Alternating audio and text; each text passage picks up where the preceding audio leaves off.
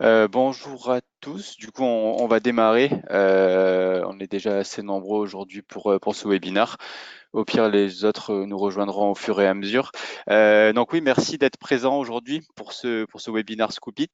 Donc, il a pour ambition de vous expliquer comment engager vos audiences, clients et prospects donc avec la curation de contenu. On est ensemble à peu près pour une vingtaine de minutes. N'hésitez pas à poser des questions via le petit onglet questions sur l'outil. On y répondra bien entendu à la fin. Et puis, ne vous en faites pas, on vous enverra aussi le replay du webinar. Comme ça, vous aurez vraiment toutes les slides avec les informations nécessaires en complément des questions que vous pouvez bien sûr poser à la fin. Alors, avant de démarrer, ça peut être intéressant aussi d'expliquer justement qu'est-ce qu'est la curation de contenu, terme qu'on utilise forcément beaucoup chez Scoopit. Donc en fait, la curation de contenu, ça va être le fait de, dans un premier temps, découvrir des articles via différents scénarios sur le web, voilà, avec des mots-clés ou autres, pour aller automatiser le fait de faire une veille. Après, de sélectionner et éditorialiser ces articles. L'idée n'étant pas juste voilà de les partager comme ça, mais il faut y apporter une valeur ajoutée, un avis d'expert. Puis après les distribuer via différents canaux, sur les réseaux sociaux, newsletters, etc. Et c'est principalement sur cette partie-là qu'on va se focaliser aujourd'hui, où justement nous allons voir les différents scénarios de distribution qui vont vous permettre ensuite d'aller engager vos différentes audiences via la curation de contenu.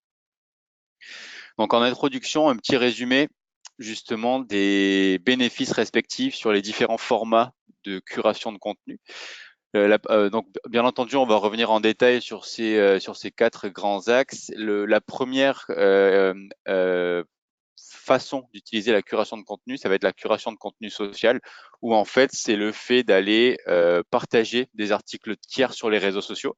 Donc, beaucoup d'entre vous, beaucoup d'entreprises le font déjà. Ça permet voilà, d'aller engager votre audience sociale, de construire aussi des relations avec les influenceurs. C'est un axe qui est quand même assez populaire aujourd'hui.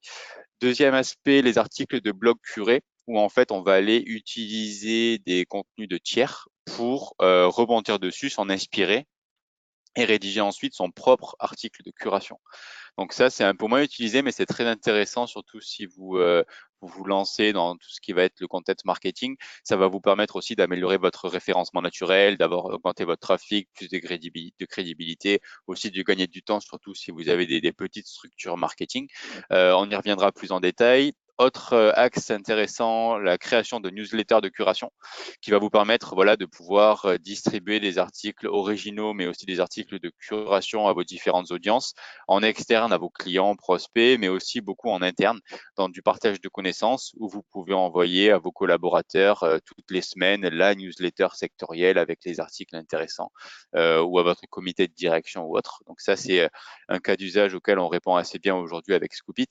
Et dernier point, donc les hubs de contenu qui sont en fait des centres de ressources que vous pouvez créer avec des articles de curation en complément d'un blog en général. Et donc ça, c'est aussi intéressant pour avoir une vision un peu structurée un petit peu différemment, beaucoup plus par thématique et moins par chronologie. Donc on y reviendra aussi en détail tout à l'heure.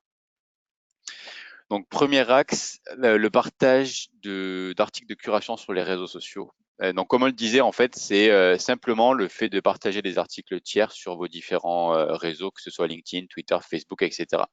À chaque fois, vous citez bien entendu la source, vous avez l'image, le titre, et vous pouvez, l'idée c'est d'y apporter un petit insight qui va être votre avis d'expert. Faut pas uniquement y intégrer le titre, mais y apporter une valeur ajoutée à cet article-là. Par exemple, quand vous retweetez aussi, ça va être voilà d'y apporter un commentaire, un sujet supplémentaire, et pas uniquement de retweeter un article sur votre profil. C'est intéressant pour engager les audiences, ça apporte du contenu à valeur ajoutée forcément. Ça permet aussi d'augmenter l'engagement en générant des likes, des retweets, avoir plus de followers. Ça maintient aussi une notoriété spontanée, donc c'est forcément intéressant parce que si vous partagez uniquement des articles originaux sur vos profils, vous n'allez pas forcément avoir suffisamment de matière pour faire, je sais pas, un tweet par jour, pour avoir une présence qui soit assez ancrée sur vos profils. Donc c'est important d'utiliser la curation pour prendre cette place aussi et en complément des articles originaux que vous pouvez produire, voilà, de communiquer sur votre actualité d'entreprise aussi. Vous pouvez partager des articles sectoriels pour faire vivre justement cette communauté que vous souhaitez construire. Autre axe intéressant, la partie influenceur. Forcément, les influenceurs rédigent eux aussi du contenu et quand vous allez partager des articles sur les réseaux sociaux, vous pouvez partager les articles d'influenceurs de votre secteur d'activité. Donc, ça permet, de rentrer dans le radar, en fait, de ces influenceurs en les taguant, par exemple, super article de hâte et vous citez l'influenceur. Donc, forcément, eux, ça va leur donner de la visibilité, donc ils vont être contents. Ça permet, voilà, de commencer à créer des relations. Et après, si vous mettez en place aussi des relations, des stratégies de marketing d'influence, ils seront sans doute plus réceptifs à ce que vous allez proposer parce que forcément, vous partagez des contenus intéressants, vous êtes rentré dans l'écosystème, vous vous engagez aussi avec eux. Donc, c'est intéressant via ce biais-là. Une méthodologie assez intéressante sur à quel volume partager des articles de curation. Cette méthodologie, donc qui vient du Content Marketing Institute, elle explique que pour un contenu original partagé, pardon, c'est intéressant de retweeter un article et de partager 4 contenus de curation. Donc forcément, l'idée c'est pas être de centrer uniquement sur soi, en partageant que des articles originaux, mais de partager aussi des articles sectoriels pour crédibiliser son message, toujours en mentionnant l'auteur du contenu de curation que vous allez partager, et en éditant, comme on disait, pour ajouter de la valeur pour votre audience, en n'écrivant pas seulement le titre et en expliquant aussi pourquoi vous avez aimé cet article et pourquoi vous le partagez. Deuxième aspect, les articles de blog curés. Donc ça, c'est assez intéressant, un peu moins populaire, on va dire, que les articles, la curation sociale, mais tout aussi efficace. Donc, qu'est-ce qu'un article de blog curé? En fait, vous trouvez un article sur le web hyper intéressant d'un média, voilà, vous trouvez cet article pertinent, et plutôt que d'aller le partager directement, vous allez vous en inspirer pour rebondir dessus et ensuite créer votre petit article de blog à vous. Donc en fait, en termes de méthodologie, on y reviendra tout à l'heure, mais il faut toujours laisser une courte citation, un lien aussi vers le contenu original et un petit commentaire, ce que vous avez à ajouter à ce contenu pour le rendre unique, bien entendu pour votre lecteur. Et vous en faites ensuite un article de blog. Donc ça, c'est très intéressant aussi en complément des articles originaux que vous pouvez créer, mais qui prennent facilement une demi-journée à rédiger, qui peuvent être assez chronophages. Et si vous voulez gagner en visibilité, vous allez aussi devoir avoir un certain volume de contenu sur votre blog. Typiquement, je schématise, mais si vous partagez un article de blog tous les 6 mois, votre stratégie de content marketing, elle ne sera pas forcément louable. Donc, les articles de curation vous permettent comme ça de dynamiser votre structure euh, en, en périphérie des articles originaux, vraiment ancrés. On appelle ça aussi des pillars content, qui vous permettent voilà, de travailler sur votre stratégie en référencement naturel aussi. Autre variante, vous pouvez trouver, récupérer 5 à 10 articles intéressants sur votre secteur d'activité et en faire un récapitulatif. Ça, c'est une autre façon aussi maligne, en fait, de pouvoir créer du contenu en rebondissant sur des articles existants que vous avez découverts. Donc, les bénéfices aussi de ces articles de blog curés sur la partie crédibilité, ça vous permet d'éviter d'être auto-centré, tout en sachant qu'un contenu tiers, en fait, est 4 à 7 fois plus crédible que vos propres contenus. Donc, forcément, si vous rebondissez sur un média existant qui dit plus ou moins la même chose que vous rebondissez dessus, ça va crédibiliser votre message. Vous n'allez pas être centré uniquement sur vous-même et ça va vous permettre aussi, voilà, d'utiliser d'autres médias, d'autres ressources pour crédibiliser ce que vous avez à dire et que votre message aussi passe plus facilement auprès de vos audiences. Sur la partie méthodologie, donc d'un article de blog curé. Donc là, vous le voyez ici, vous avez un titre, une image, un titre, une image et une courte citation, suivi du lien vers la source. Et en dessous, donc le numéro 5, ça va être votre avis d'expert sur le sujet. Donc ça, c'est la façon traditionnelle de faire des articles de blog curés. Et avec Scoopit, on va aller générer ces bonnes pratiques-là, dans le sens où le titre, l'image, la courte citation et la source seront automatiquement générés depuis Scoopit. Vous aurez simplement à aller rédiger votre commentaire personnalisé pour y apporter du contenu original qui va travailler, qui va fonctionner pour votre référencement naturel. L'idée n'étant pas en fait de faire un vulgaire copier-coller de la source de tout le contenu, parce qu'en termes de duplicate content, vous allez vous faire blacklister par Google. Donc, ce qui est intéressant, c'est uniquement de laisser 2, 3, 4 lignes de citation, pas plus. Sinon, ce sera du contenu dupliqué. Et après, d'y apporter votre avis d'expert sur le sujet. Autre axe hyper important, le fait de rajouter un call to action ici sur le petit numéro 7, qui vous permettra d'engager vos audiences pour aller plus loin.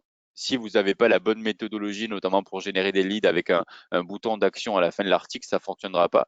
Parce que vous, ce que vous voulez, c'est faire comme un petit teasing avec un petit article assez intéressant et inciter les gens à aller plus loin en téléchargeant un e-book, un livre blanc ou autre pour récupérer des coordonnées, voilà, pour récupérer une adresse mail ou autre. Donc ça, c'est super important en termes de méthodologie, de rédiger un petit commentaire personnalisé, puis après de forcément rajouter un call to action derrière.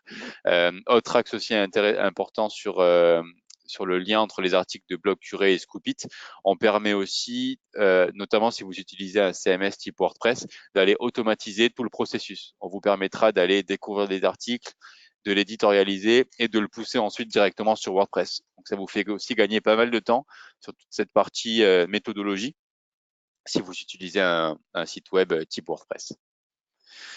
Quelques exemples aussi. Donc là, c'est 3 exemples de nos clients qui utilisent Scoopit un peu en mode revue de presse. C'est-à-dire que on connaît assez bien les social walls où en fait on va faire remonter tout ce qui se passe sur Twitter, Facebook, etc. Ça, c'est un peu des murs d'actualité, un peu des revues de presse où vous voyez, vous avez tous les articles qui remontent sur les différents sujets. Donc il y a moins d'éditorialisation, mais ça permet voilà aussi d'apporter un certain dynamisme à son site web en agrégeant des articles sectoriels, des articles d'actualité sur votre site web, en les reprenant, toujours en citant la source, bien entendu, des articles que vous avez découverts. Là, 2 autres sites web, donc on voit on voit pas forcément super bien, mais l'idée c'était aussi de vous expliquer que l'idée de ça, c'est de pouvoir éditorialiser et d'y apporter de créer vraiment du contenu, quoi. Donc là, ces 2 exemples, sur la gauche et sur la droite, vont créer du contenu, vont s'inspirer des articles de curation pour aller créer des articles originaux, ce qui est l'essence même du blog d'articles du blog curé, que je vous ai présenté tout à l'heure, c'est vraiment d'aller rédiger 200-300 mots pour que ce soit impactant en termes de référencement naturel et aussi pour votre audience. Troisième partie, les newsletters de contenu curé. Donc ça, c'est assez intéressant à déployer. En fait, l'idée, c'est de créer une newsletter de contenu curé avec un récapitulatif de contenu qui va être utile pour votre audience, qui va être aussi engageant, et vous pouvez mixer donc forcément des contenus originaux que vous avez créés de A à Z, des articles de blog curés que vous avez découverts, et vous allez aussi pouvoir mettre un bouton d'action. C'est-à-dire que c'est la même logique que pour les articles de blog. Si vous incitez pas votre audience à aller plus loin en téléchargeant un e-book, un livre blanc ou autre, ça ne va pas fonctionner, surtout si vous souhaitez générer des leads et des contacts commerciaux. Donc cette partie-là, elle est assez importante sur la notion de méthodologie, où vous pouvez aussi, bien entendu, intégrer des boutons d'action sur vos newsletters. Les bénéfices aussi d'intégrer les articles de curation dans votre newsletter, les articles de curation sont par définition en fait des articles qui est assez éducatifs, qui apportent une valeur ajoutée à vos audiences. Donc ça, en complément des articles, des contenus plus promotionnels que vous allez pouvoir mettre dans vos newsletters, les articles à tendance promotionnelle ont forcément moins d'engagement parce que les gens en reçoivent des tonnes et des tonnes, donc vous allez avoir un taux d'ouverture et un taux de clic qui va être très faible. En complément de ça, voilà, si vous mettez aussi des articles de curation, ça permet de contrebalancer cette partie plus promotionnelle et d'augmenter votre taux d'ouverture et votre taux de clic. C'est un petit peu ce qu'on voit sur le schéma à droite où vous avez un taux d'ouverture qui est bien supérieur quand c'est des contenus éducatifs sectoriels, à contrario des articles beaucoup plus promotionnels où vous essayez de vendre quelque chose, où vous allez avoir un taux d'ouverture et un taux de clic qui sera bien plus faible. Une autre étude qu'on avait faite chez Scoopit qui est assez intéressante, où en fait on avait décidé, notamment en ajoutant aussi des contenus de curation, de doubler le volume de newsletters par mois. Donc on était à 2 et on a multiplié par 2 en passant par une newsletter par semaine. Et donc on a tendance à se dire forcément si j'augmente mon volume de newsletter, les gens vont être lassés, vont moins ouvrir parce qu'ils vont trop en recevoir. Et en fait, on s'est rendu compte que notre taux d'ouverture était bien meilleur quand on envoyait une newsletter par semaine. Donc en doublant le volume de newsletter, on a réussi à augmenter le taux d'ouverture. Donc, ce qui veut dire que voilà, si vous intégrez aussi des articles de curation dans vos newsletters, ça vous permet d'augmenter le volume de contenu, d'engager plus régulièrement vos audiences en mixant comme on l'a vu précédemment, des articles originaux et des articles de curation. Donc aussi, voilà, d'augmenter l'engagement, d'augmenter votre visibilité auprès de vos cibles. Donc, c'est tout à fait intéressant d'intégrer ces articles-là dans vos stratégies newsletter. Une méthodologie donc que j'ai déjà expliqué précédemment, mais c'est repris plus en détail, ou dans votre newsletter. Donc ça, c'est une newsletter qui a été créée via Scoopit. Donc vous avez une petite introduction, vous avez des articles de blog, des articles curés qui sont intégrés, ou aussi des articles originaux que vous pouvez intégrer et dispatcher dans votre newsletter. Et après, un call to action en dessous, ou en fonction de votre stratégie, bien entendu, c'est pas forcément que des demandes de contact commercial, mais vous pouvez souhaiter que les gens s'inscrivent à votre newsletter pour plus tard, aillent sur telle ou telle partie de votre site web, etc. Donc ça, c'est la méthodologie classique, on va dire, des newsletters de curation. Quelques exemples de nos clients. Donc ça, je vous expliquerai tout à l'heure un petit peu la méthodologie. C'est des newsletters qui sont créés depuis Scoopit. Ça, c'est plus dans une logique interne où en fait, vous avez quelques experts qui vont aller faire de la veille sur vos différents sujets, sur les différents sujets de l'entreprise, et après, qui vont aller redispatcher ces newsletters à de plus larges audiences au sein des entreprises. Donc typiquement, vous avez 2, 3, 4, 5 personnes qui vont aller faire de la veille et qui, toutes les semaines, vont aller envoyer la newsletter à l'équipe commerciale, la newsletter à l'équipe technique, la newsletter à l'équipe dirigeante, et tout ça de façon automatisée depuis Scoopit. Donc ça, c'est assez intéressant, justement. Et vous voyez aussi que c'est des newsletters qui sont designés aux couleurs de l'entreprise pour favoriser aussi l'engagement et les taux d'ouverture que vous pouvez avoir sur ces envois-là. Deux autres exemples, plus en externe aussi, via ces newsletters-là, où là, c'est la même logique. Vous voyez, c'est clairement designé aux couleurs de la société. Vous avez tous les articles de blog qui sont intégrés directement dans le design de la société.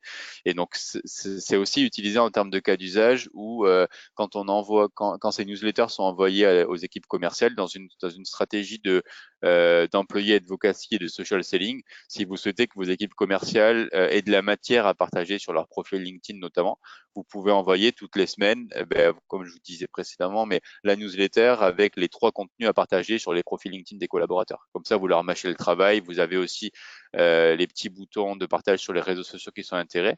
Donc ça, c'est un cas d'usage auquel on répond assez souvent avec la version entreprise de Scoopit, qui va être d'apporter de la matière à l'équipe commerciale, pour notamment dans une stratégie de social selling ou d'employé advocacy, pour avoir de la matière aussi pour ces équipes-là.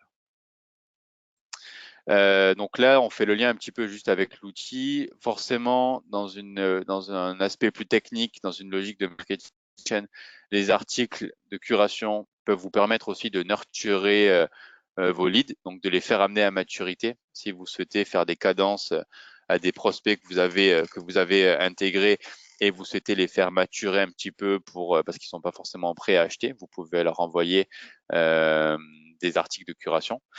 Et donc là, avec Scoopit, on voit un screenshot de l'outil qu'en fait, vous avez un template aux couleurs de la société. Donc là, c'est Acme Corp pour l'exemple. Et avec un glisser-déposer, vous avez tous vos contenus sur la gauche et vous allez pouvoir intégrer ces contenus de la gauche à la droite pour créer votre newsletter en quelques secondes. Donc ça, c'est vraiment très facile pour créer ces newsletters et ensuite pouvoir les envoyer à vos différentes audiences. Pour l'envoi, vous pouvez nous on vous permet de créer le template et après vous pouvez envoyer vos newsletters soit depuis un outil que vous utilisez déjà, un outil d'envoi d'email. Vous pouvez aussi vous l'envoyer à vous-même et dans quelques semaines, vous aurez aussi la possibilité d'intégrer tous vos contacts dans l'outil, dans la version entreprise de Scoopit pour pouvoir aller envoyer directement depuis Scoopit. Donc, vous pouvez vraiment gérer la totalité de votre stratégie d'envoi d'email depuis la plateforme, que ce soit la découverte de contenu, l'éditorialisation, la création de newsletters et l'envoi de newsletters aussi. Donc ça, c'est assez intéressant pour pouvoir vraiment maîtriser toute la chaîne et pouvoir automatiser le plus de choses possible parce qu'on sait que créer des newsletters, les envoyer, ça peut être vraiment très chronophage à mettre en place. Dernier axe, donc la création de hubs de contenu sur votre site web. Donc un hub de contenu, en fait, ça vous permet c'est comme un centre de ressources où vous allez agréger des ressources utiles et engageantes sur votre secteur d'activité, sur votre sujet donné, euh, avec vos propres contenus originaux, avec des articles de curation. Vous aurez toujours des call to action.